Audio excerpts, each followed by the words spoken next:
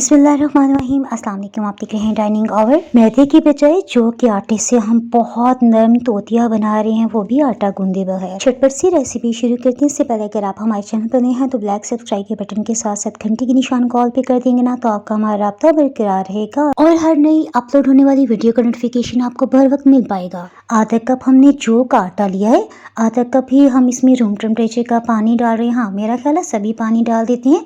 यहाँ पे इसे मिक्स करते हैं, इससे हमें अंदाज़ा होगा कि मज़ीद कितना पानी इसमें जाएगा। पानी आपने एहतियात से डालना, एकदम से ज़्यादा पानी नहीं शामिल करना।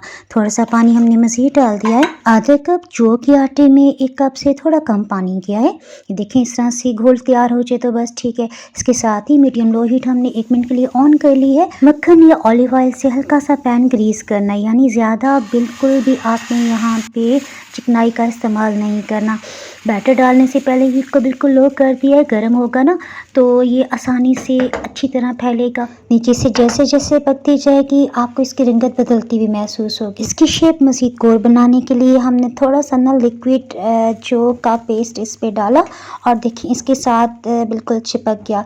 अभी ये नीचे से नहीं उठ पा रहा। जब तक ये तैयार होता है ना तो ऐसा ऐसा किनारे खुद बहुत से छोड़ने लग जाएगा।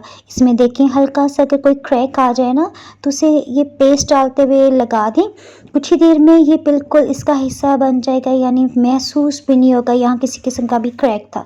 देखें इस तरह से इसे उल्टा लेते हैं। मज़ीद इसे राउंड शेप देने के लिए तैयार हो जाने के बाद इसका कोई भी हिस्सा आप चाहें तो छुरी की मदद से कट कर सकते हैं। चम्मच की मदद से हल्का हल्का सा इस तरह प्रेस करेंगे ताकि इसमें जो भी लिक्विड है वो खुश्क हो जाए। इन जौ की टोटिया से हमने बहुत मज़ेदार चिकन चीज़ी कैसेरिया बनाए। आप ये बाय डाइनिंग आवर सर्च करेंगे तब भी आपको इसकी रेसिपी मिल जाएगी। इसके साथ साथ ऊपर मैं आई बटन में भी इसका लिंक दे दूँगी। Thanks for watching.